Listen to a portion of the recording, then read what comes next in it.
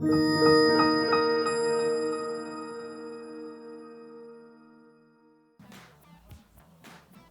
everybody. Welcome to the Bay Area Book Festival's panel, Are You Ready to Be Unsettled? Celebrating Indigenous horror with Rebecca Roanhorse and Dani Trujillo. My name is Kristina Canales, and I'll be your moderator for today. Please remember to turn off the volume of your cell phone so we don't have an unnecessary jump scare. I want to give a thanks to our sponsors. Thank you to all our 2024 sponsors. The Bay Area Book Festival is presented by the Federated Indians of Grattan Rancheria with support from the San Francisco Chronicle, City of Berkeley, Zoetic Press, in addition to a host of local businesses, organizations, foundations, and individual donors. Thank you very much. A round of applause for our sponsors. If you're interested in purchasing a book after this panel, you can do so at the Books Inc. table, which is right behind us, right here, between the Native California stage and the Fountain stage, right over there, where I'm pointing. There's also going to be signing, so go ahead and buy a bunch of books and get them signed. Today, we're going to be talking to Rebecca Roanhorse and Dani Trujillo. I'm going to introduce them, and then we'll get started with our questions. Rebecca Roanhorse is a New York Times best-selling Nebula, Hugo, and Locus award-winning speculative fiction writer. She has published multiple award-winning short stories and novels, including 2 novels in the 6 World Series, Star Wars, Resistance Reborn, Race to the Sun for Rick Riordan imprint, and the epic fantasy trilogy Between Earth and Sky. It was a good one. She's also written for Marvel Comics and games like Echo, She-Hulk, Werewolf by Night, Moon Knight, and I don't know how to say that one, sorry. And for television, including FX's A Murder at the End of the World and the Marvel series Echo for Disney+. That one's so good, too. She has her work optioned by Amazon Studios, Netflix, and AMC Studios. She lives in northern New Mexico with her husband and daughter and Pop. She drinks a lot of black coffee. She had some before the panel. You can find more about her and her books at RebeccaRoanhorse.com. Hi, everyone. Thank you. Dani Trujillo is my wonderful friend and a fiction storyteller born of Pueblo and Mexican descent.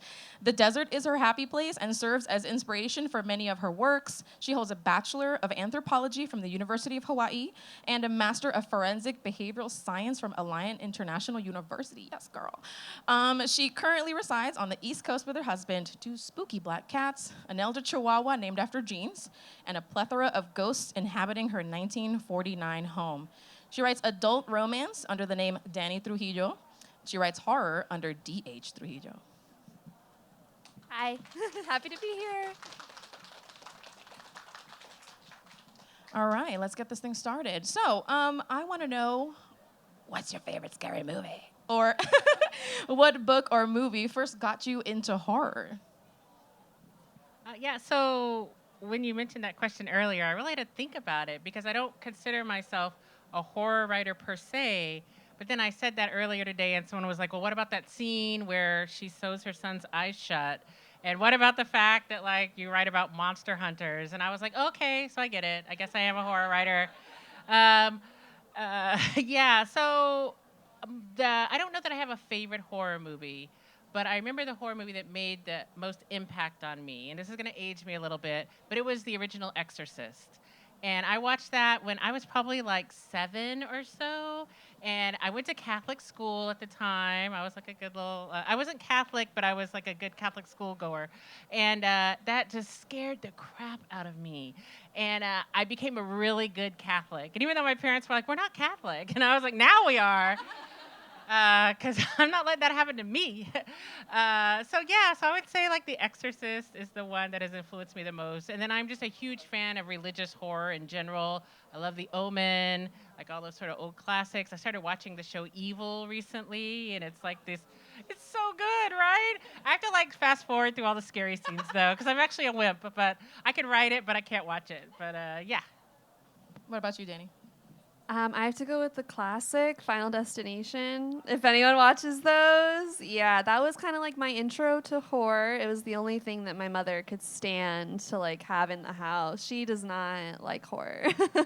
And yeah, I loved all the body horror. I love the anticipation of Final Destination. There's sort of that loomingness that death is coming and you can't escape it. And then, yeah, it got me into reading horror. And I have to say, The Only Good Indians by Stephen Graham Jones.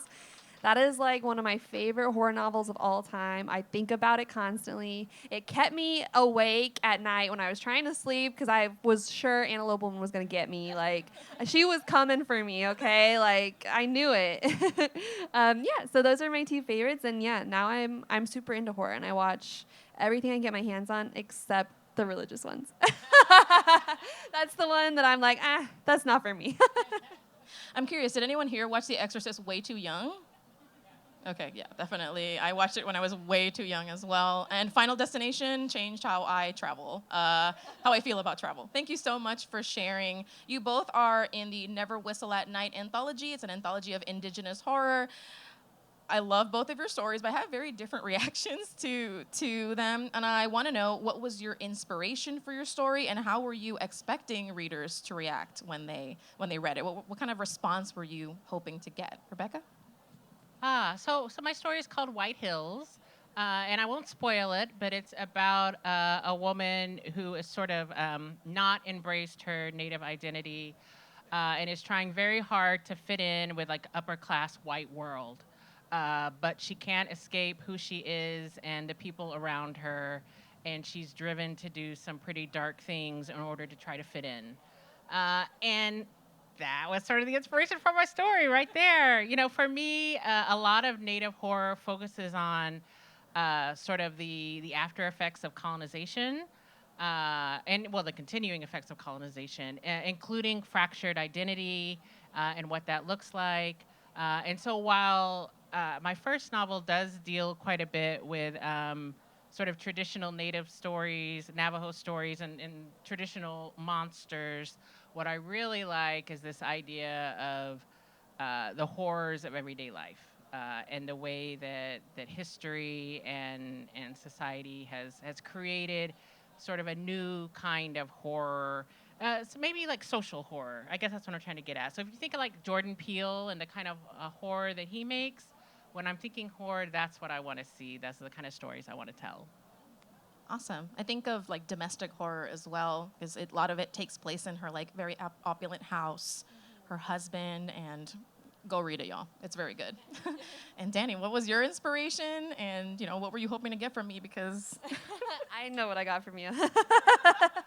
Yeah, I think for me, my inspiration was very much my life. I work in archaeology, or I used to work in archaeology. I don't anymore for a reason. And in the Pueblos and like New Mexico and like all that area, the Four Corners, we have a ton of petroglyphs and pictographs all throughout.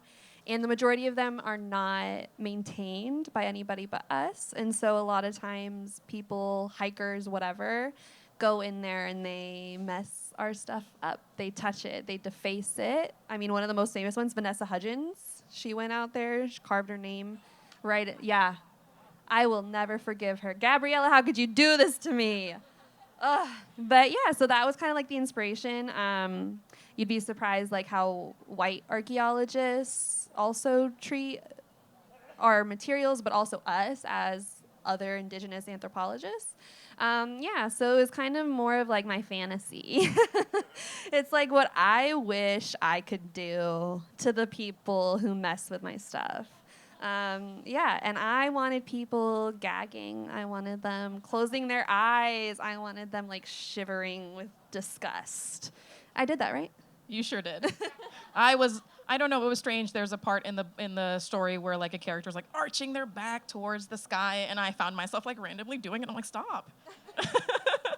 Very effective. I love both of those stories. But you both write in different genres: speculative fiction, science fiction, and fantasy, and romance. Do you take a different approach when you're writing in a different genre? I'm gonna start with Dani. I So I kind of think romance and horror go together.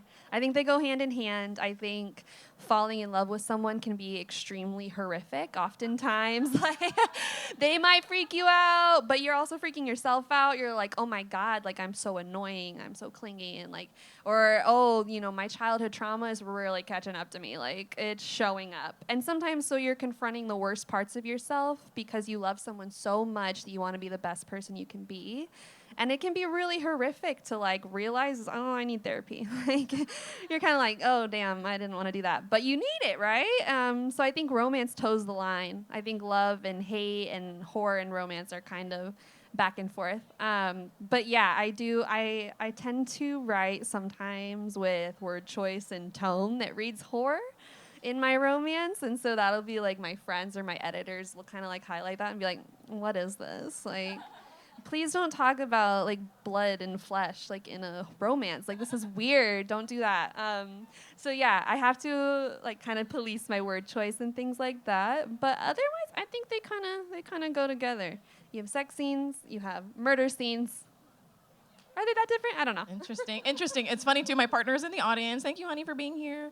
And one of the things we talked about was like, how do you feel when you're falling in love? And I said terrified. I'm horror, abject horror. But for all the reasons you said. What about you, Rebecca? Do you take a different approach depending on the genre? I think that's really interesting. I just wanted to say, like, I hadn't really thought of it that way, but that love is like sort of horrific, or at least the process of falling in love. But there's a lot of body horror too, right? Mm-hmm. Anyway, at least for me. But yeah, so I write mostly like science fiction, science fantasy. And in my novel Black Sun, the opening scene, I'm going to spoil it. So if you haven't read Black Sun, it came out in 2020. So, and the opening scene is between a mother and a son, and the mother is dedicating her son to her God. And part of that process is that she sews his eyes shut. And it is very sort of horrific. I understand that. But for me, it was a metaphor for sort of what mothers can do to their children. I'm an adoptee. And so, I entered into the system very young, and I was cut off from my culture. And so for me, that was the metaphor, right? That you're blinded, and then you're sent out to, like, he's supposed to then, in the story in Black Sun, he becomes sort of the avatar of a vengeful God. And then he's supposed to go and sort of liberate his people. And he's like, who the hell are my people? I don't even know what I'm doing. And so, again, for me, horror is a metaphor for a lot of things that we do to each other, that our families do to us, that society does to us on a larger scale. And so I don't really change the way that I write. I think the horror threads through my fantasy because it threads through my life. And so I'm looking always to the things around me that are the everyday horrors, I think. So, yeah. Awesome. Thank you so much.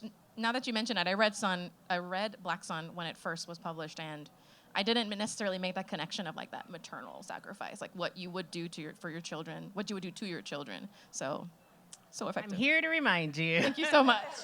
And it is a spoiler. That's the opener, but there is so much more to the novel. If you haven't started the trilogy, I don't know, start today. So what is it about? Like, Are You Ready to Be Unsettled, right? What is it about Indigenous horror in particular that you consider to be the most unsettling, right? And is there anything that you're wanting to see more from the genre? Where do you think that it can go? Rebecca? Well, I think it's a really exciting time for Indigenous horror, for Indigenous genre writing in general. I think for a long time, Indigenous writers have been either stuck in academia or writing trauma porn, essentially. Like, oh, look at us. We live on the reservation. We're poor alcoholics. It's sad. So, and that's fine. Those stories are worth telling. But not every Indigenous writer wants to write that story. And those certainly aren't the only stories to tell.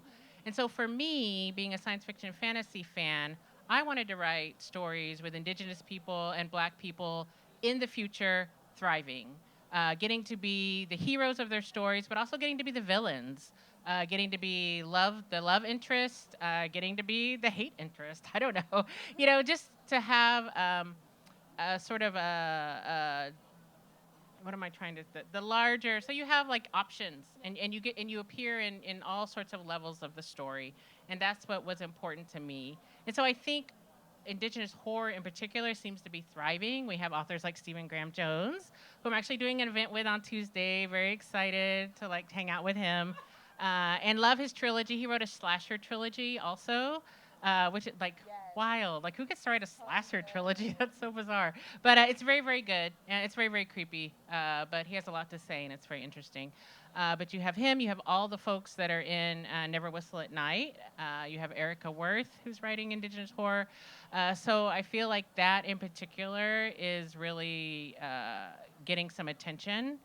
And so that's exciting to see sort of the genre expand and to let Indigenous people write the kinds of stories that they want to tell, genre stories that are not just about trauma or about trauma maybe in a little fun way.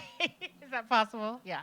I think so. I think you can explore it. What do you think, Dani? What's like, what do you find the most unsettling about Indigenous horror? Where do you want to see it go? Yeah, I think there's so much unsettling about Indigenous horror. I think too, like for us, when you read it as a Native person, you pick up on things that a non-Native person does not. And so for us, it's almost even more horrifying to like read each other's horror works because we're picking up on those little things that other people don't pick up on. Like your story, Never Whistle at Night specifically, mind-blowing to me. And like to my friend, it was kind of like, oh, I don't really like totally get it. And I was like, that's because you don't understand. You don't know what it's like, and that's okay. But yeah, so I think I'm glad that there's so many more of us and that it's constantly expanding. And then the anthology is a great way to sort of get a taste of each of us and decide like maybe who you want to explore more of and things like that. Yeah, and like you mentioned, Stephen Graham Jones, I really love his work, and he writes Indigenous characters, but he says in his like author's note that it's sort of like happenstance that they're Indigenous. That's not the driving force. And it does come up, and it's interwoven, and it's in there, but it's not sort of the main like focus of everything. And I think that's equally as important to us as books where our culture is on the forefront. It's just as important to show us in all aspects as well. And so, yeah, I'm really excited. I can't wait for Stephen Graham Jones. He has another slasher book coming out, and it's from the perspective of the killer. Rule of Three. It's the third one in the trilogy. No, the third one's out. Oh, wait, never mind. The fourth one. How is there a fourth one? It's different, yeah. That breaks the rules. But, yeah. So Adjacent. Yeah. It's called I Was a Teenage Slasher, right? Yeah. It is adjacent, yeah. Okay, cool. Thank you so much. Thank you. And speaking of your cultures, this might be, not our audience. Our audience knows. But like this might be the first time, like Never Whistle at Night means something very specific to certain people. This might be the first time that certain audience members or certain readers encounter these phrases, parts of the culture, and do you feel like a responsibility to educate your readers through your stories, specifically through horror stories? Do you feel like pressure to do that, Dani? Sure. I know we talked about this earlier. We have the same answer. What, we didn't practice? The answer is a very powerful and resounding no. I'm not writing a textbook. I'm not teaching, a thesis class. I'm not doing any of that. This isn't a capstone project. This is me writing because it's fun, and I'm writing a story for you to enjoy. I think we have a responsibility to not stereotype in our books. I think we have a responsibility to be respectful if we're talking about Indigenous cultures that we don't belong to necessarily, and things like that. But we're not here to educate you. Like, that's not what it's for. And I think what's common with Western culture and a lot of readers is they want to know every little detail. They want all the information. And when you're an Indigenous person, you live in a culture where you don't get to know everything. And it's very natural and accepted that there are certain things that you don't need to know. Because responsibility knowledge is a responsibility. And what you do with that knowledge it can be detrimental or it can be wonderful. So no, I don't think we should be educating people, but I do think we write with maybe a little more respect, and maybe we check things a little bit more. Yeah. Yeah, so Toni Morrison has this great quote. Actually, she was, I forgot his name. There's an Indigenous writer and whose name I cannot remember. Oh, it's on my mind. Anyway, he was a student of Toni Morrison's at Princeton as an undergrad.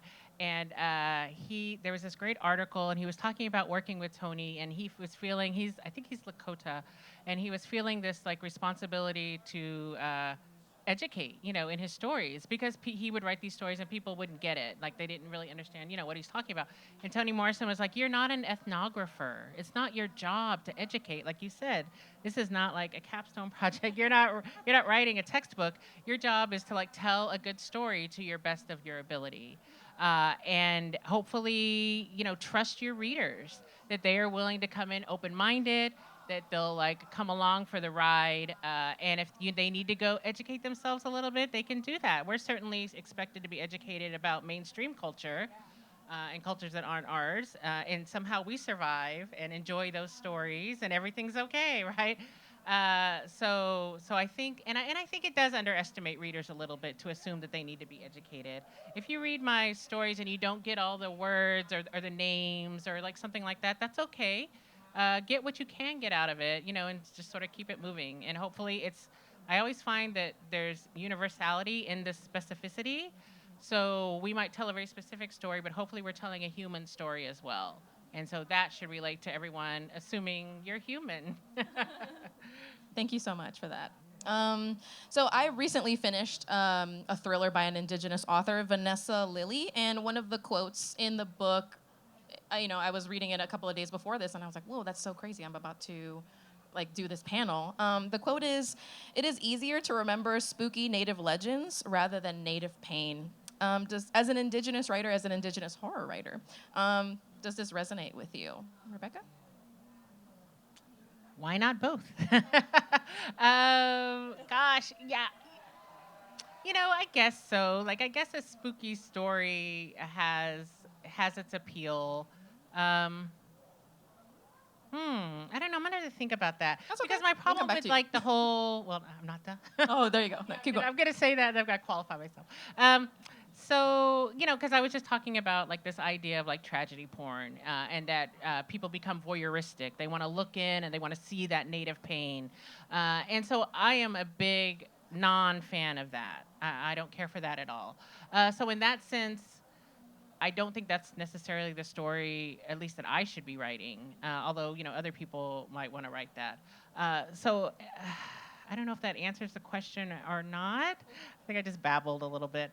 But I think it's complex. I think there's room for both, and I think there's room for different things. And perhaps it's a little bit easier to swallow a spooky story, but I think that's where speculative fiction can really be powerful. Because often, we're telling stories, or we're making a point or something, and we're sliding it in the side door. Because when you write horror or when you write science fiction or fantasy, it's not as in your face as literary fiction might be.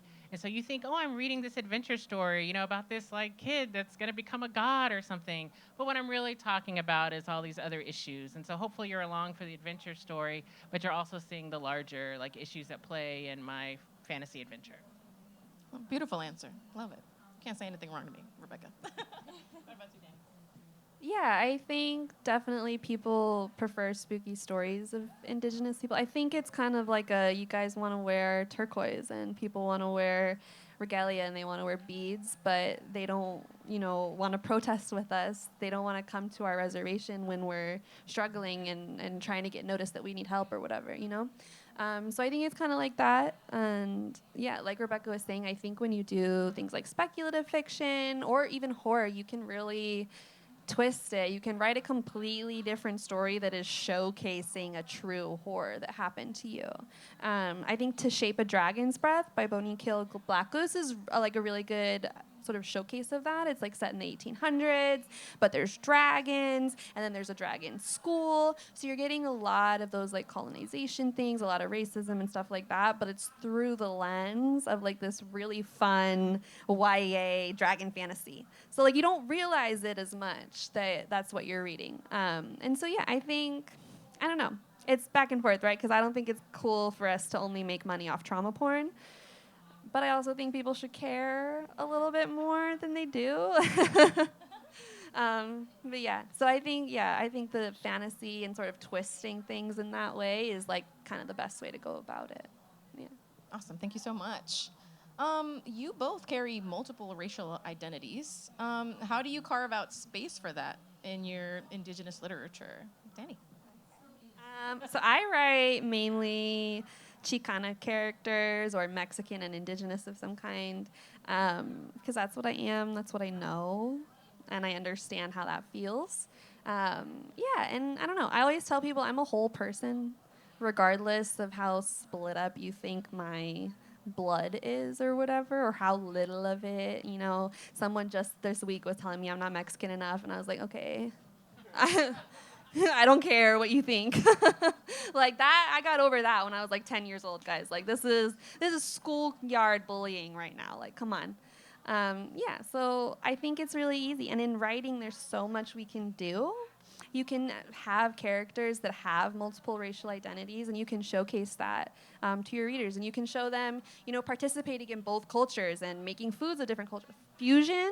Food fusion is such an awesome way to show different cultures existing within one person or within a family. Yeah, so I'm a whole person, and I share what I share, and that's that. Yeah. What about you, Rebecca? Yeah, I think for me, very similar. I think people, when you start saying, oh, you're not Indigenous enough or you're not Mexican enough or stuff like that, it is schoolyard bullying. And it's like, didn't we just experience a genocide? Did we forget that? Like, there are after effects of that, right? And part of that is splitting up of identities. So I try to make space for all my multitudes, both ethnically and sexually, and everything else. So that is very distracting. But anyway, so yeah, I mean, this is work of the imagination, right? And so hopefully you can imagine bigger and better than just the things you know. I'm not a huge fan of this write what you know idea. I think you should, yes, perhaps write what you know, but write what you can imagine as well. Write a better world, because if we're always just writing what we know, the world is not great, right? And so I was just on a panel earlier about climate fiction as social justice. And one of the things we were really talking about was write something better, write the imagination, write the world that we could have, not just the world that we know, not just the apocalypse, but what comes after the apocalypse, right? Awesome. And I'm just curious now that I have you here. What else are you working on? What can readers expect from you? And what's coming down the line, Rebecca? So my next book, Mirrored Heavens, is out Tuesday, and I think they have it here. If they don't have it at this one, they have it over at that one. It is the third book in my trilogy, the Between Earth and Sky trilogy, which is a big epic fantasy. Think Game of Thrones, but it's set in the pre-Columbian Mesoamerican world, inspired by people like the Maya and the Mexica and the ancestral Puebloans. And yes, there is a young boy who gets his eyes sewn shut, so be prepared. But that comes out Tuesday, and then actually I have a couple other secret projects I won't talk about, but my next book is going to be actually a climate-centered science fantasy where in the future people have to pay for good weather. And then Indigenous people have perhaps a magic power where they can control the weather, and we're all going to go to war. Oh my God. It's fine. Very exciting. What about you, Dani? What you got going on? Yeah, I'm working on my third romance. Hopefully that comes out. I'd like next spring, but I work a day job and it's ruining my life. So I'm trying to give myself grace with the whole writing on a timeline thing. And then I have an Indigenous sci-fi, spec fic, time travel, apocalypse, short story novella that I'd like to publish in October, but it might not happen. I believe in you. We'll get We'll see. It's gonna come out eventually. And then I'm always gonna be writing romance. Awesome. Thank you so much. How are we doing on time? Okay. All right. I have one more. Well, I have a question. On behalf of my friend Dani and Rebecca, we love you so much. You are an inspiration as, for me as a writer and for Dani too. And I want to know, Dani is just kind of getting started What advice do you have for young writers or people who are just getting started, specifically Indigenous writers? And how can she get on Echo? Like, how can she... Okay. Yeah. Oh, thank you. That means a lot to me. I really appreciate that.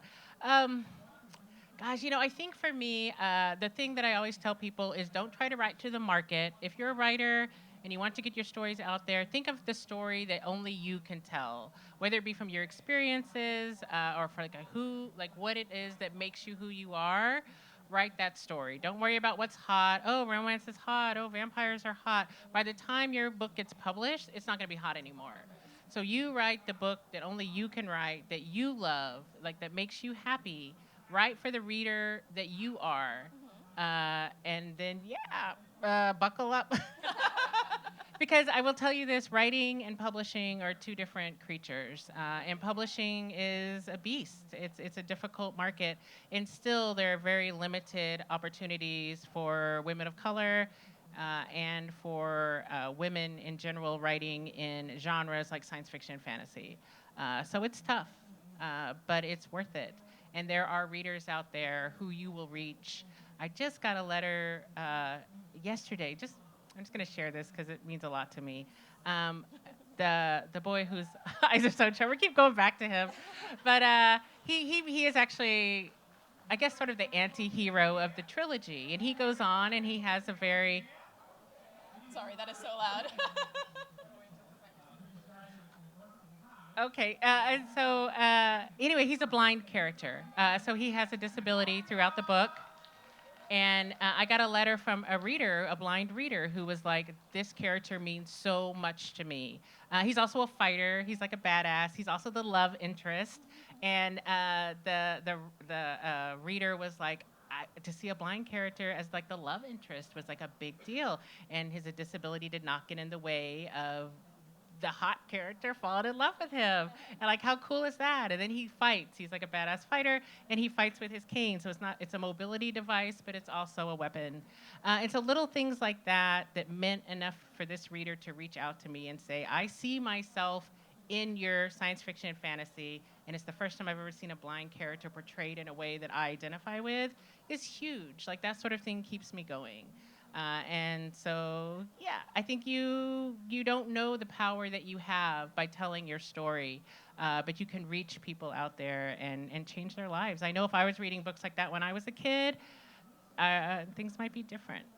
But I'm very blessed and that I get to grow up and write those books for other people. Awesome. Thanks. So we are done with my questions, but if you have a question that you would like to ask Dani or Rebecca, raise your hand. Right over there in the striped shirt.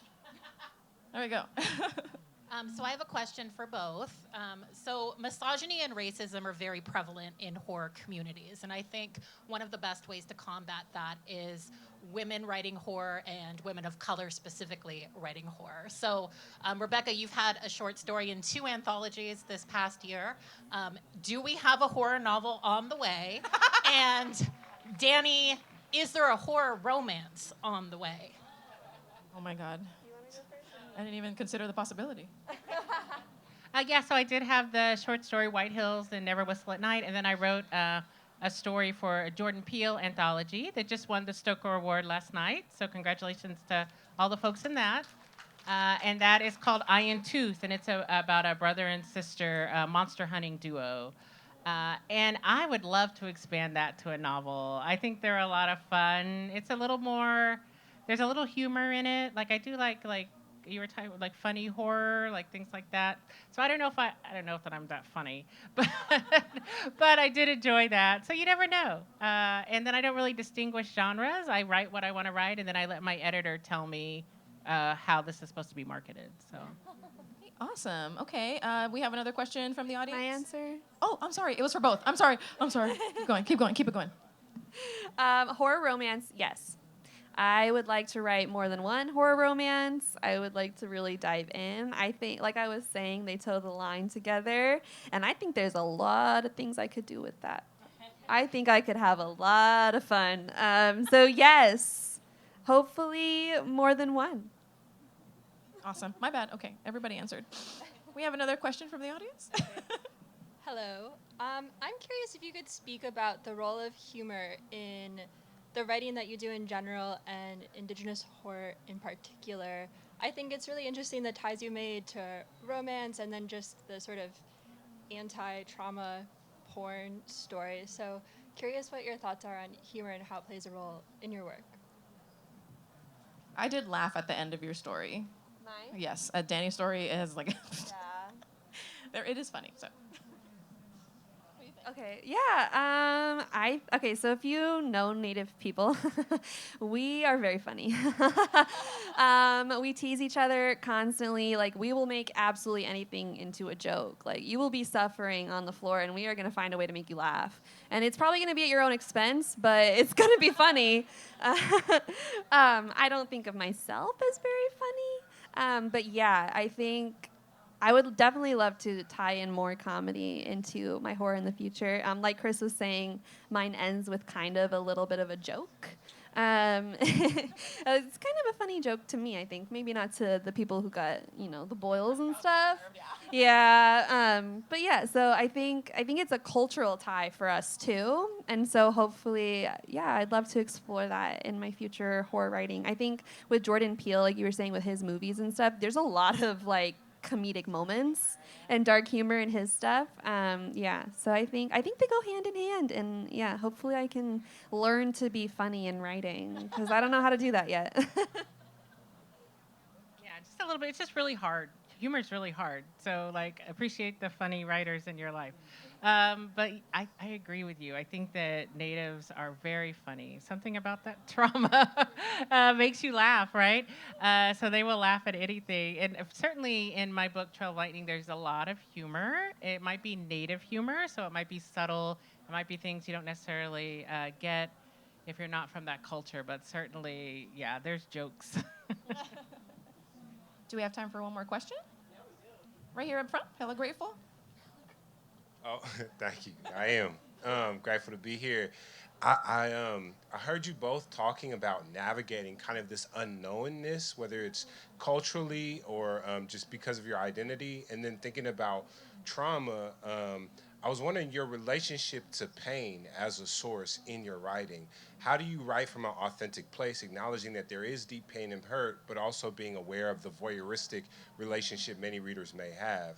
And then how do you think about memory and memory loss in your work? Like the absence of knowing, not because of cultural choice, but because of that trauma. Oh, where were you when I was writing my questions, man?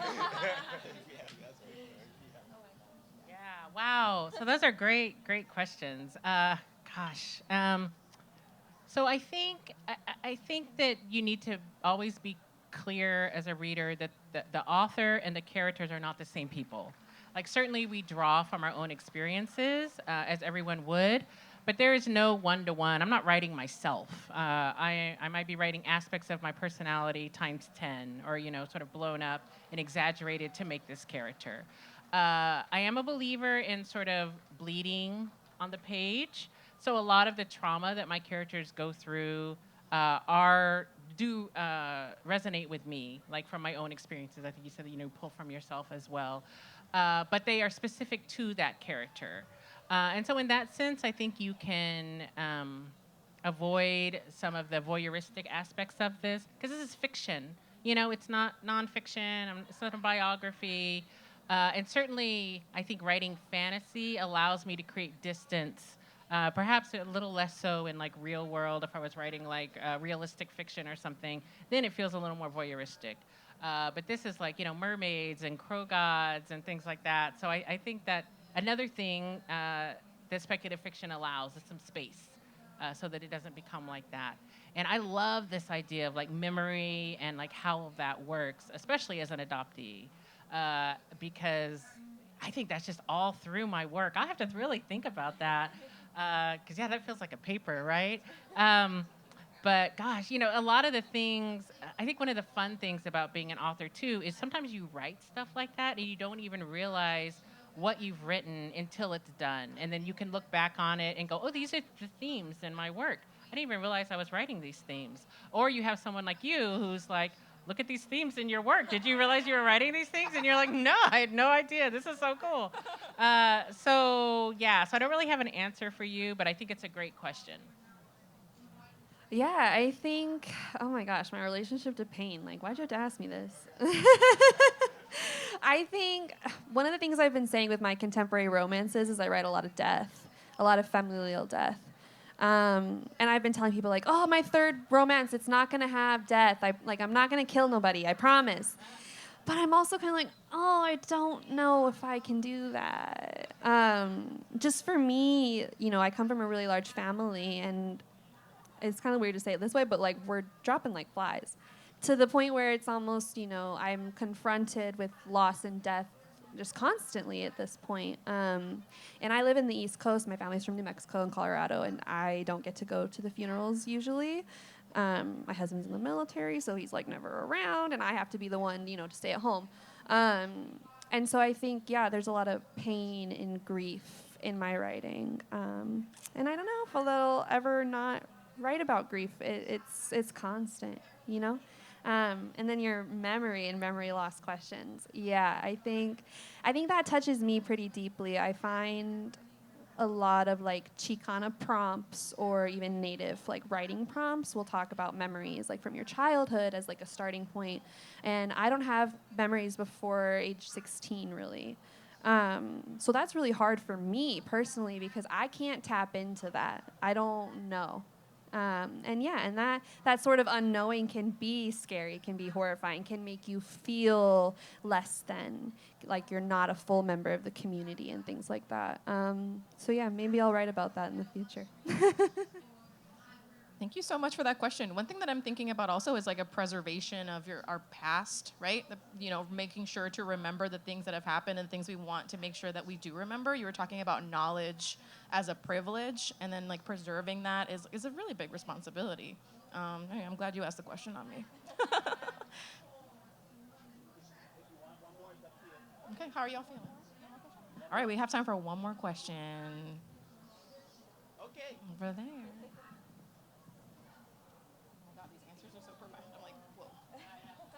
Thank you both so much. I have a question just because horror and romance deal with tropes a lot. And so I'm curious if you all can talk about like tropes you are over and don't want to see for 20 years, and then a trope you love that you want to re-engage with or bring to the front or just show some love. I try not to pay attention to tropes too much as sort of like staying away from writing to market kind of thing. But I do love a one-bed trope. Okay, it's so good. It's chef's kiss, okay? Every time there's a one-bed trope, I'm like, oh my God.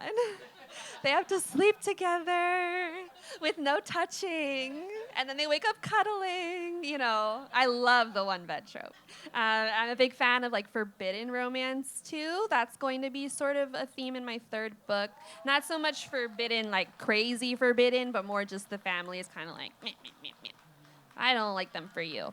So I try to stay away from tropes, and in horror, I'm a gore girl. The more blood, the more stabbing. I like, you ever seen Buffy the Vampire Slayer? Yes, absolutely. Yeah, go Buffy. That's the name of my second book character, Buffy. It's for her. I'm not going to lie. Anyways, there's an episode, like season 6 or something, where Willow, her best friend, has a demon with these like needle fingers that slices and peels her flesh from her body, like in these really tiny little pieces over a long period of time for this, insane torture. And, that always stuck with me. I remember that scene so well. And so, I really like body horror. I think... there's an interesting way also to sort of put in those connections to like colonialism and racism and misogyny through body horror and gore. One bed trope and gore. Those are my things. First day of my period. Yeah. Sorry. I love a trope. I never met a trope I didn't like, I don't think. But what I like to do is subvert the trope, right? So tropes I feel like are shorthand for readers to know what's coming. And then you as the author, you can choose how to engage that trope. And you can either subvert expectations or you can play into expectations. You can do a lot of fun stuff with it. So I would never deny myself a trope. I do love a love triangle. I know they have a bad rap, but I like it. But just play with it, right? Like the loves are unexpected, or work in different ways, or are not, what the reader thinks you're gonna do. So yeah, I like them all. There is a love triangle in Lizards Hold the Sun with a very unique resolution. So if you like love triangles, check it out. And then tell me what you think. If you like tropes being subverted, you're in the right place.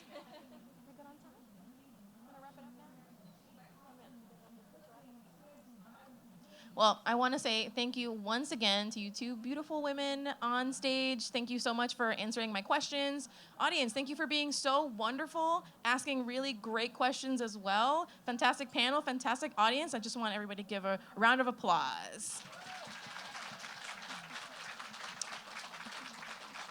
Just a reminder that you can purchase books at the Books Inc. table, and there will be some signing happening as well. So make sure you get your Indigenous horror, Indigenous lit, and be good, be sweet, y'all.